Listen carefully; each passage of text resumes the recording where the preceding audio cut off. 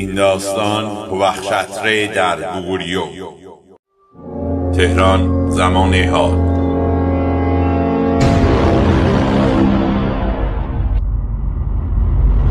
من اینجام. چی شده؟ مأموریت داری هوخشتره.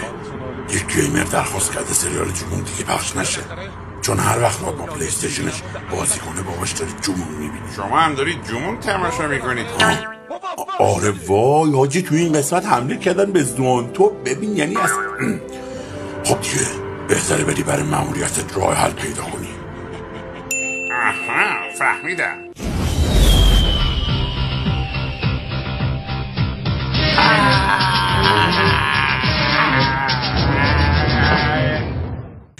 چی بود؟ آقا بود؟ آخه اون یه موشک بود. نه، اون کسی نبود جز هوخشتره.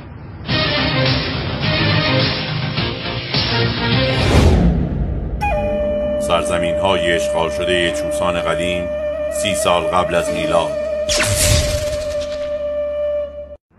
قصهش درازه. هیچی بابا، من بودم مانی، فرزه، موسون، خرسه، موگورینا خیلی بودیم. اربابم بود. ارباب؟ کدوم ارباب؟ ارباب لونتابا. ببخشید، من میخواستم برم قصر بویو. درست اومدم؟ نه داداش، اینجا جلبونه. باید بندازی کمربندی تا ته بری بعد چهارراه شهید هموسو دست راست قصر بویو. آقا دمت گرم. اصلی ترین هدف ما اینه که سرزمین چوسان قدیم رو پس بگیریم و مردممون رو زیر یک پرچم متحد کنیم. جونگ لعنتی. دست نگه دارید. چی کار میخواید بکنید؟ من میخوام راه پدرم رو ادامه بدم. پایه‌گذاری یک سرزمین جدید همیشه رویای پدر من هموسو بوده. قسم میخورم تاوان این تحقیر رو پس بدی. من تو رو میگیرم و پاره پاره میکنم. بابا شما مثل برادر با هم بزرگ شدید، از خر شیطون پیاده شید. شما برو گوگوریات رو یه ذره اونورتر درست کن. تسلو هم قول میده دیگه دعوا را نندازه. باشه. خیلی خوب، منو ببخش. حالا یه صلوات بلند ختم کنید.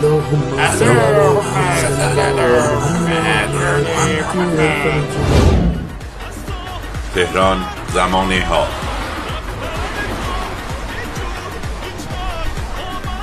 خب من اومدم پلی استیشن بازی کنم. آها شبس، کجای شیخ؟ خودت رو نشان بده. ما با هم عهد و پیمان بستیم. شبس در این معرکه تاریخ. It's the one and only Digo Double G. Snoop Dogg.